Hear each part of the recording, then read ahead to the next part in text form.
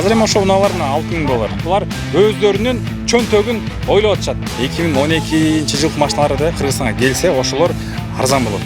Турган унаны алыш үчүн эчтеке жебей ичпей чогултсаң, 10 жылда чогултасың деп атышпайбы. Мурун $2.5 жаңы келген фиттер келчү, эсиңер $2.5. Ушул машиналар көбүнчө аварияга чөйт болот. Бул унаалардын күнөөсү жок эч кандай. Айдоочунун өзүнөн жашынып турган гаишниктер барго, ошолор жумушсуз калат. Жыл сайын Кыргызстанда 1000 адам өлөт. Адамдын башынан жана ошол кызматкерлер, жол коопсуздугун карагандар коррупцияга аралашкандыгынан да чек чейген жапчаңы Honda Step Мындай жакшы машиналарды 5000 теңге, 5-6 миң теңгеден тепсек жакшы да, конечно. Ушул машинаны МВД опасный машина деп атат. Биздин бийлик бир нерсени түшүнбөй жатабы же кальпелей жинни болуп атышабы билбейм. Кириш керек. Киргизиш керек. Мындай чет мамлекеттин желегин тагып биз айдашыбыз керек экен. Кыргыз деген жүрөктө кыргыз деген желек болуш керек да. Мамлекеттик кызматкерлер айдап жүргөн машинанын баарын металлоломго сдавать этип, анын ордуна сол рулдуу унааларды алгыла. Салам, сиз медиа капты көрүп баштадыңыз. Мен атым Арген Бактыбек уулу. Бизге көрөрмандарыбыз жазып атат. Кыргызстанда автопарк эскирип кетти, ушул тууралуу бир берүү жасабайсыңарбы деп. Биз ушуну жасаш үчүн бүгүн мына Унаа базарына келдик. Өлкөдөгү эң чоң унаа базары бул. Бул жерде бүгүн Заипошки аттуу кыймылынын жыйыны өттү. Бул жерде оң рулдуу машинелерге кайра уруксат киргизүүгө уруксат берилсин деп айтып жатышат. Өзүңөр билгендей 2015-жылы бул тыюу салынган. Бул мыйзамга ошондо эле активисттер каршы чыгышкан. Анда укук коргоо органдары оң рулдуу машинелер жолдордо абдан кооптуу абал жаратып, авариянын саны көбөйүп жатат деп айтышкан. Башкалары ЕАЭСтин мыйзамдарына бул каршы келет деп айтышууда. Бирок ошол эле учурда акыркы айлары парламентте бул маселе кайрадан көтөрүлө баштады. Алар кайра уруксат берели деп демилгени көтөрүп атышат. Активисттер дагы жандана баштады. Өзүңөр көргөндөй азыр бул жерде митинг дагы өттү. Жүргүлө ушул кыймылдын башчысы Эртай Исхаков менен ушул тууралуу сүйлөшүп көрөлү. Оң рулдуу машинелер көп аварияда катышып атат, ушу кооптуу абал жаратып атышат деп. Калп. Анын баары калп. Кооптуу абалды оң рулдуу унаа эмес. Ошол МВД саткан айдоочулук күбөлүктөрү окубай алган айдоочулар ошолор көбүнчө ДТП кылат, ошолор көбүнчө опыту жоктуктан, билими жоктуктан жана ошондой эле МВДнын өзү кызматкерлери ошо паракорчулукка аралашып кеткендиги себеп. Анан кийин ЕСтин дагы мыйзамдарына каршы чыгып атат. Болуп атат деп атышат да муну. Аны ким айтып атат? Айтылып келет да. Ал дагы калп. ЕСте эч кандай оң рулдуу унааларды колдонбоо, айдабоо боюнча эч кандай бир дагы мыйзам жок. Анын айткандын баары элдин башын айлантып, аларды башка жака буруп, жөн эле коркуткан. Демек сиз макул эмессиз, бул кооптуу абал жаратып атат жана авария көбөйүп атат. Бирок эми укук коргоочулар мындай статистика келтирип атышат да. Статистикасы дагы калп. Анткени алар статистиканы бир гана Кыргызстанда зарегистрированный унааларды алып жатышат. Кыргызстанда өзүңөр билесиңер, 30%га жакын бул оң рулдуу унаалар, анын 1/3 бөлүгү бул иностранный номер менен жүргөндөр деп айтсак болот. Себеп дегенде мына көчөгө чыгып санап көрсөңөр эле канча унаа бар. 2015-тен бери бир дагы оң рулдуу унаа Кыргызстанга келген жок деп айтып атышат, бирок ал дагы калп. 7 жылдан бери кантип бир оң рулдуу унаа кирбесин? Демек башка схемалар менен дагы эле оң рулдуулар кирип атат дейм. Ооба, мындай схемалар бар. Бул схемаларга өтө чоң жерде иштеген адамдар дагы аралашып калышы мүмкүн. Ошол эле МВДнын өздөрүнүн кызматкерлери ушул боюнча чорный схема менен унааларды регистрация кылып, бир аз тыйын берип койсоң, ошол эле чет мамлекеттик армян болобу, абхаз болобу номерлерди кыргыз номер кылып берип атышкандар фактылар толтура. Демек болбой эле кирип атат деп айтып атасыз. Бирок сиздин оюңузча, сиз көптөн бери ушул теманы көтөрүп келатасыз. Эмне үчүн булар тыйын салып атышат? Тыйын салгандын бир эле себеби бар. Менин оюмча бул чет жактан келген мындайча кысым десек болот. Ошол МВДга болобу, ошол эле бийлик өкүлдөрүнө болобу, башка Таможня союздагы машинасын чыгарган мамлекеттин машиналарын биз сатып алып, алардын соодасын, базарын жүргүзүшүбүз керек. Себеп дегенде азыр Япония ачылып калса, алардын соодасы токтоп калат. Ошол эле бир эле себеп ушул, башка себеп жок. Машина чыгарган өлкөлөрдү деп атабыз. Ошондо Орусия менен эле Казакстан болуп калат да, башкалар жок. Ооба, башкалар жок. Ошолордун эле машинасы кирип атпайбы? Базарда эле карап көргүлө. Бирок ошол эле Казакстан менен Орусияда оң рулдуу машиналар жүрүшөт го. Бирок ошол эле учурда, ошол эле өздөрү Россия, Казакстан чыгаргандар, өздөрү ушунчалык патриот экен, эмне үчүн өздөрү да запрет кылбайт? Эмне үчүн алар таможня союзда болуп туруп, өздөрү уруксат берүү деп өздөрүнүн мыйзамдарын киргизип алышкан. Азыр Япониядан Владивостокко, Москвага, Россияга толтура оң рулдуу машина кирип атат. Ошол жактан биз посредник катары акчанын баарын ошого калтырып, бюджетине калтырып, андан кийин алардын ортомчуларына калтырып, түзмө-түз албай биз через 3 руки алып атабыз да. Эмнеге бизге биздин бийлик элди ойлой турган болсо, ал жактан түзмө-түз алып келе тургандай мурунку 2015-жылы келгидей шарт түзүп беришпейт. Шарт түзүп берип коюш оңой эле, биздин Кыргыз Республикасынын мыйзамына өзгөртүү киргизип коюш керек болду. Ушул биздин көрөрман да сурап атышат, машинанын баалары чын эле кымбаттап кетти деп. Бул эмне себептен болушу мүмкүн? Себеп дегенде товар жок да, машина жок. Азыр мына фиттер фит болуп атпайбы? Алар убагында канча турчу эле билесиңер. Японияга ачылып турган кезде 2,5 миң 3 миң долларга чейин алып калган күндөр болгон. Жапжаңы Кыргызстанда жүрбөгөн без пробег. Азыр эми ошол унаалар мына 6 миң доллар, 7 миң доллар. Азыр эми Япония ачылса, ошол эле 2005, 2006 биякта жүрүп 10 жылдап жүрүп калган унааларды биз 2012-2013 жылга алмаштырып алсак болот ушул эле акчага. Эми эл кандай кабыл алып атат силердин демелгениңерди? Биздин келген кайсыл жактан барбайлык, каяктан сүйлөшпөйлүк, элдин баардыгын азыр деле көрдүңүздөр, көбүнчөсү эле өтүп баратып, угуп калгандар бар эле. Биз да колдойбуз деп атышат. Эми арасында бар жанагындай колунда бар, кымбат уна мингендер эле, мен деле сүйлөшүп калам, мен тааныш эле байкелер, ошол 15 миң, 20 миң доллар айдап жүргөн, жол тандабастай айдап жүргөн байкелерге айтсам, алар деле эртай биз машина айдап жүрөбүз, сону эле деп атышат. Бирок алар билбейт. Баягы ач бала менен ток бала ойнойт дегендей эле колунда бар бай адамдар карапайым колунда жок адамдардын көйгөйүн түшүнүшпөйт. Анткени алар ошол деңгээлге түшүш керек. Бизде Кыргызстанда көбүнчөсүн карап көрсөңөр, айлык майнасы аз, биз баягы өнүккөн өлкөлөрдөй айлыгыбыз көп. Унааларды каалагандай айдап жүрө албайбыз. Бизде болгону мына базарга кыдырып көрсөңөр, мына биз азыр мына арзан унаалар турган сектордо жүрөбүз. Ушул жакта элдер бар, калган жагында элдер өтө аз. Биздин кесиптештер жазыптыр, эксперттен интервью алыптыр. Алар айтып атат, эгерде азыр Япониядан импорттой баштасак машинаны, кайерле кымбат болот деп айтышат да. Ал кымбат деген айткандары, ал жанагы 2016 деп атпайбы, азыркычы таможня союзга такап атышпайбы? Ал сетканы алып салсак, 2016 эмес, бизге 2016 машина кереги жок. Бизге 2006дан жогору уруксат берип койсун. Бирок 2006 менен 2010-12-нин айырмасы Японияда аз эле экен. Ошол себептен бир элге 2006-ны ачса, 2012-жылкы машиналар да Кыргызстанга келсе, ошолор арзан болот. Демек, мындай жаңы машина кереги жок. Мындай такси айдаганы күнүмкү жашоо. Бизге масловый машинаны алам десе, мына байлар бар. Азыр деле барып, мына бизде толтура фирмалары да ошол жактан барып жаңы машиналарды 30-40 миң долларга алса болот да. Бизге азыр карапайым элге, калкка ошол эле биздин мына таксиде жүргөн күнү-түнү 24 саат тынбай иштегендерди карап көргүлө. Мына Бишкек шаарынын ичинде эле почти 60%дан көбү оң рулдуу унаалар экен Бишкек шаарында. Азыр ошол эле таксини чакырсаңар, ошол эле фит келет, дагы башкасы келет. Көбүнчөсү оң рулдуулар.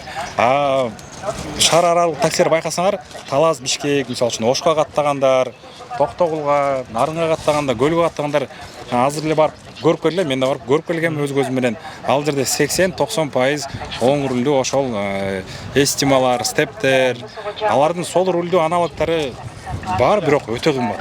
Бийлик жактан кандай реакция болуп атат? Алар бир эле киргизүү эмес, таксиге дагы тыюу салабыз деп атпады оң рулдуу. Бийлик жактан ал дагы мына МВДнын чыгарган нерсеси. Ал дагы ошол политика. Эми ошол оң рулдууларга тыюу салабыз дегени бул дагы туура эмес. Биз дагы ал нерсеге каршыбыз. Сол рулду кымбат унаны алып туруп ким таксиге иштейт? Албетте акчасы аз, айлык майнасы аз, жашоосу орто адамдар эле арзан оң рулдуу машиналарды айдап алса, сол рулдуу жакшы андай жаңы унаалар $10,000 ар жагы турат. Жана митингде айтканда эле ошол $10,000 турган унаны алыш үчүн эчтеке жебей ичпей чогултсаң бир 10 жылда чогултасың деп атышпайбы. Эми ошол үчүн биякта бир эле нерсе Кыргызстанга керек, айдан ачык нерсе бул Япониядан чыккан оң рулдуу унаалар, алардын сапаты жана баасы, жана алардын обслуживаниясы. Силердин кийинки кадамдарыңар кандай болот? Кийинки кадамыбыз азыр биз мыйзам долбоорун жазып баштадык. Бул өтө мындай чоң объемный жумуш экен. Жана ал өтө кылдаттык менен жазыш керек экен. Өтө юристтер менен бүтүр точкасына чейин бардыгын ошол жогорку кеңештин юристтери текшергенде, өкмөт жактан текшергенде, чтобы так анан кийин түз оңой өтүп кете тургандай кылыш үчүн. Ошону даярдап жатабыз. Ошону дайындап буюрса кийинки кадамыбыз дагы чоң масштабтуу жыйын өткөзөбүз борборубузда. Ошол жактан Кудай буюрса мыйзам даяр болуп калса ошол жерден кол топтоону баштайбыз. Жана ошондой биз азыр ушу жеке адам катары эмес, юридикалык жак болуп, мындайча айтканда биз коомдук кыймыл түзүп жатабыз, элдик коомдук кыймыл. Ошонун эң биринчи проектиси ушул оң рулдуу унааларды Кыргызстанга алып келүү демилгеси болот. Себеп дегенде депутаттарга эле ишенип биз алардын оозун карап отура берсек, арасынан каршы чыккандар да болуп жатат. Аларга ишеним мындайча айтканда уже мурункудай артпай калды. Болбосо 1 жыл боло элек шайланып келгендерине.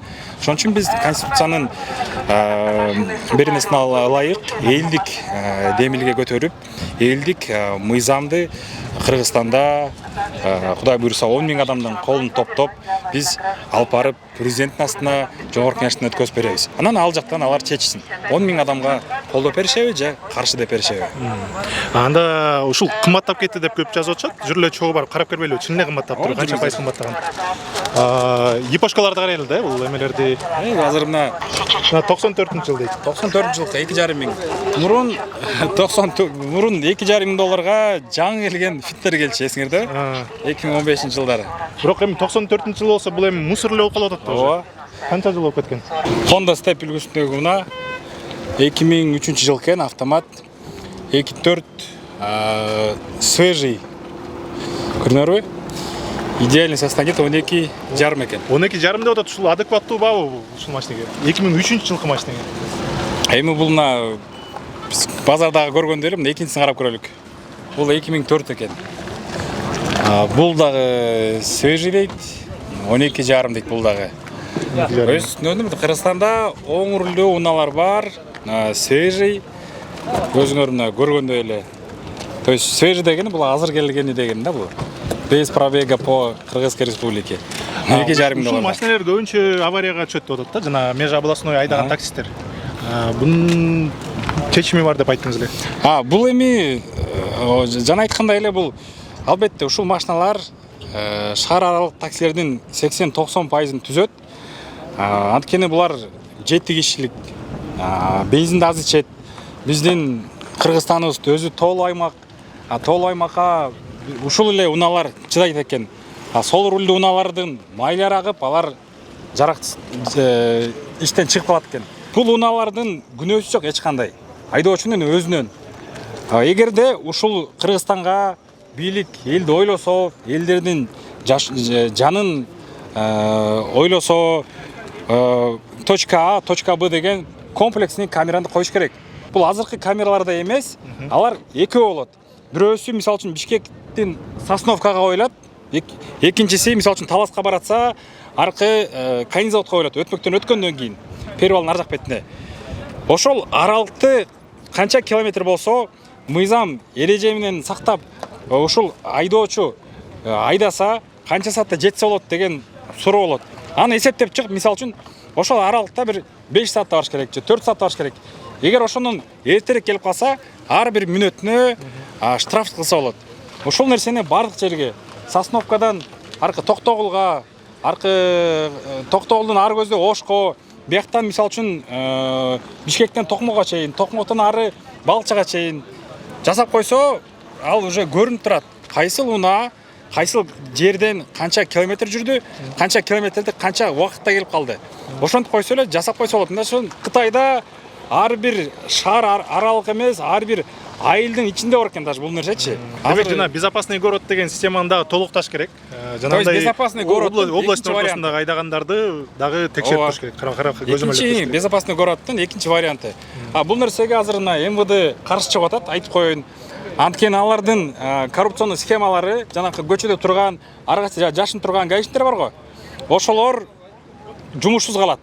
Бул нерсеге алардын болгон бир эле далили бар экен. Эмне үчүн каршы болуп атасыңар деп сурашса, алар айтат, бизге биздин мыйзам боюнча место совершения правонарушения либо преступления важно дейт. То есть местосы, времясы. А эгерде ушундай точка А, точка Б деген өнүккөн мамлекеттердикиндей, ошол Кытай, Грузияныкындай, Американыкындай кылып койсок Кыргызстанга, анда айдоочу кайсыл жерден правонарушение кылганын биз билбей калабыз. Ошон үчүн бул нерсе бизге керек эмес деп булар өздөрүнүн чөнтөгүн ойлоп атышат. Жыл сайын Кыргызстанда 1000 адам өлөт. 10 жылда 10 000 адам өлдү. 10 000 адам бул Афганистандагы согушта дагы мынчалык адам өлгөн эмес. Кыргызстанда асманыбыз ачык, тынчтык болгон убакта адамдар кырылып атат. Бул машинадан оң руль же сол рульдан эмес, адамдын башынан жана ошол кызматкерлер, жол коопсуздугун карагандар коррупцияга аралашкандыгынан да. Чек-чейген жапчаңы Honda Step 2011 жыл экен, автомат дейт, объем 2, 910. Салам алейкум. Бул стептин жаңы строй булар, ушул эле мына мисалы үчүн азыр мына Арменияга барды да болчу. Ал жактан Армениядан барып алып келдиңиздер туурабы? Армениянын бюджетине акча төлөндү, налоги төлөндү, аяка барып силер жатакана акча төлөдүңөр. Ал жактан муну алып келгенге жол расчётко акча кетирдиңер. Ал жактан да алганда силерге японецтен саткан жок да туурабы? Ал жакта армяндардан алдыңыздар. Армяндар болсо тияктан алып келди. То есть ортодон биз башка өлкөгө, башка өлкөнүн бизнесмендерине акчабызды калтырып, рисковать этип, ал жактан алып келип атабыз да. Бул машина качан Кыргызстанга кирип атат? Сиз ээси ким экен? Эсизби? Эсизде. Качан кирген Кыргызстанга? Бул 15 күн. 15 күн свежий турбай Кыргызстанда, э? Ошондо жанагы конечно, кирип калса бизге жакшы болмок да, могу арзан тебип калмак. Элдер дагы мондай жакшы машиналарды 5 000 тегер, 5-6 000 тегеринде тепсек жакшы да, конечно. Кыргызстанга эле келмек. Кыргызстанга келсе примерно башка бирөөлөр жеп атат ортодо. Кыргызстанга келсе канча арзан болушу мүмкүн? Ушул эле унаа мисалы. Ушул эле унаа Кыргызстанга келсе 5-6 000 деп койчу. 5 000. Ошондо 2 эсечи. 5 000 болмок да ушул машина. Элге жакшы болмок да. Ичин көрүп тарткансың болобу? Мына карагылачы кандай сон 2011 жылкы. Ушул машинаны МВД опасный машина деп атат. Айдабаш керек деп атат МВД. Эки жагында тең бар экен, э? ошондо мындай да. Расмий тыюу салып коюп атышат. Оң рөлдү машинаны киргизсе болот. Бирок Армениядан кайра бизге кирип аткан турбайбы оң рөл. Бул биякта өзү оформление кылып алат да. То есть биздин бийлик бир нерсени түшүнбөй жатабы же калп эле жинди болуп атышабы билбейм. Расмий түрдө кыргыз номерлери менен айдаганга болбойт. Кыргыз номерлери опасно дейт. А бирок армянский менен айдасаң не опасно дейт. Кыргыз номерин айдасаң ДТПга чөсүн дейт. Армянский менен айдасаң ДТП болбойт дейт. Служебный машиналарды эле правил болуп жүрбөйбү? Служебный машиналарды мына өзгөчө мына региондо, даже Бишкек шаарында деле Октябрьскийдики, РОВДда оң рулдуу унаалар. Четте айтпай эле коелу да. Скорый помощь, милиция, РОВД бүт эле. Кыргызстан 95% тоодон турабыз. Тоолуу аймакка ушулар эле чыдайт да. Башка унаа чыдабайт. Бул жерде адамдар чогулуп калды. Силер оң рулдуу машиналар киргизүүгө кандай көз караштасыңар? Киргиз керек. Мына бул жерде 20га жакын адам баары колдоп атышат. Карачы. Кандай соска, ля-ля. Дагы эмне десе болот? Айтсак болобу? Ачыңыз. Бул да сиздикиби? Баасы канча? 11.800. 11.000. 11.800. Газы менен. Кыргызстанда 1 километр жүрбөгөн унаалар да булар, э? Жапчаңы. 15 күн болду келгенде. Келгенде 15 күн карачы. Ошондо бул Арменияда деле көп айдалган эмес да. Тоже свежий. 114 000 родной пробег. Буларды 5 жыл без вложения айдап атты. Кыргызстанга.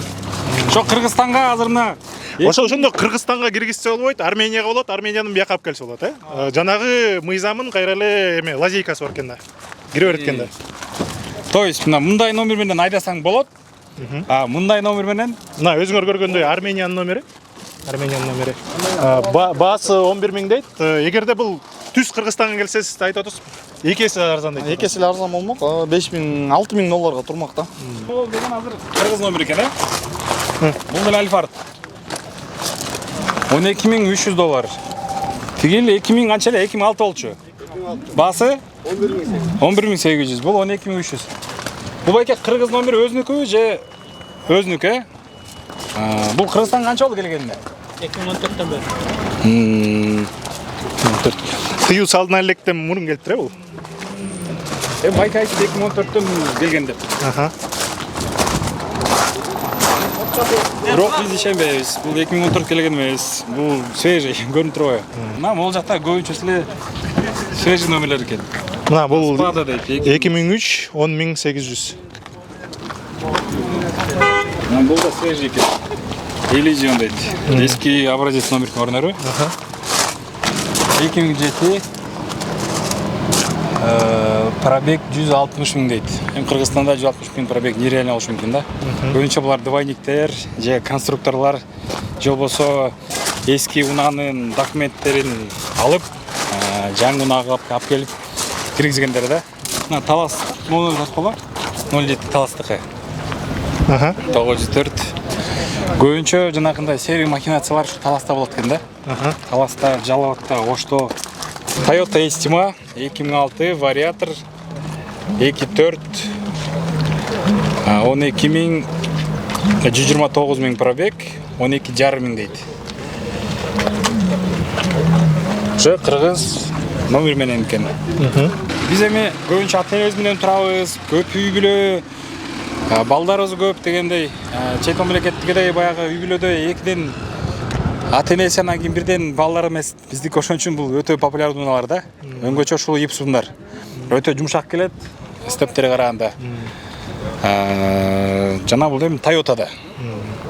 Бул 10.200 экен, 2004-жылкы. Көбүнчө адамдардын Mark X Кыялы. 2005 $6.950 доллар экен. Уруксат берилди дейли. Анан ушул эле эң популярдуу машиналар East, Fitter канчага арзандашы мүмкүн? Мына анализ жүргүзгөнсүңөр да.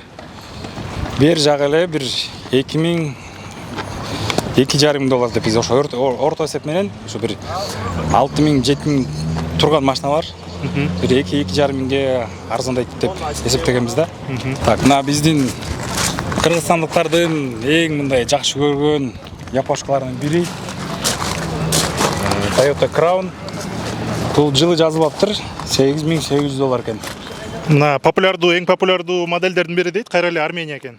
Мына Toyota Crown Majesta дейт, 2006-жылкы. Баасы 9 миң доллар, армянский номер менен. Бул жакта мына андан жаңыраак экен. 2010-жылкы дейт. 4.6 свежий, тоже армянский номер. Баасы 13.200 доллар. Ошону эле алсак, Армения ошол эле ЕСтин мүчөсү да. Бизге болбойт, бирок Арменияда бар экен. То есть Кыргызстанга алып келип сен кыргыз менен айдап жүрө албайсың, бирок чет мамлекеттин гос номерин алып келип алып айдап жүрсөң, сатсаң, колдонсоң толук мүмкүн. То есть чозо дискриминация. Эмнеге бир өзүбүздүн жерибизде туруп алып, өзүбүздүн гос номерин айдай албайбыз? Эмнеге чет мамлекеттин желегин тагып биз айдашыбыз керек экен? Кыргыз деген жүрөктө, кыргыз деген желек болуш керек да. Honda Fit 2010-жылкы 1,5 куб. Баасы тилекке каршы жок экен. Кыргыз номери 06 экен. Көрүнүп турат, жаңы машина экен, свежий экен. Уна айтып атат, 7 жылдан бери бир дагы Кыргызстанга машина кирген жок деп. Мына базарда жүрөбүз азыр бул жакта. Свежий уналар толуп тура. Өзгөчө базарда минивендер көп экен. Жаңы келгендер. Мода жаңыраак көрүнүп турат. Могу свежий экен бул дагы. Бул да көрүнөр, жана айткандай эле 07 Regio. 07 Таласпы? Талас. 2004-жылкы свежий машина, оң рулдуу, кыргыз номер менен. Бирок мунун дагы эмеси жок экен, баасы. Сатылабы машинаңыз? Жылы канча? 2012-жылкы. Канча сурап атасыз? Fit 2010 жылғы да 2010 жылғы $9.000 06 kg айткандай эле мына региондон келген көбүнчө региондо оформление болгон машиналар ошол эле мына Жалал Абадтан, Оштон, Таластан ушундай жаңы унаалар келип оформление болуп кыргыз номерин алып мына байке айтты келгенине 1 жыл болуп калды дейт. Жанагы унааларды көрдүңөр, ал дагы бирөө жаңы келди деп айтып атат. То есть биякта иностранный номер дагы бар, жаңысы дагы бар, Кыргызстанга келгени дагы бар, кыргыз номери алганы дагы бар, албаганы да бар. А какой толк, если есть запрет? Какой толк, если этот запрет не работает? Эгер 7 жылдан бери ушундай Кыргызстанга система менен келип атса, анда эмнеге запрет кыласыңар? Же запрет кылгыла бийлик баарына армян, российский, абхазскийни карабай бүт бир дагы оңурлуу унаалар чет мамлекеттен кирбеш керек. А киргендердин баарын чыгарып салгыла. Мамлекеттик кызматкерлер айдап жүргөн машинанын баарын металлоломго сдавать этип, анын ордуна сол рулдуу унааларды алгыла. Андан кийин элге айтсаңар болот, силер айдабагыла, бул жаман деп. Бул жакшы машина. Бул элге кызмат кылган, Кыргызстандын жолдоруна, Кыргызстандын тоосуна чыдай турган ушул оңурлуу унаалар болуп эсептелет. А силер запрет кылган, бул филькина грамота да мындай иштебеген мыйзам. Акча берсе оформление кылып атышат. Биз автоматта жүргөндө канча балдар келип акча берелик, мынча беребиз, бүтүрөбүз деп айтып атышат. Биз бүгүн активисттердин пикирин чагылдырууга аракет кылдык жана бир сыйра базарды айланып дагы машинелердин бааларын сурап кеттик. Сиздин оюңуз буга кандай? Чын эле оңурлуу машинелерди киргизүүгө уруксат бериш керекпи? Сөзсүз комментарийге жазыңыз жана бул видео менен бөлүшүңүз. Көрүшкөнчө.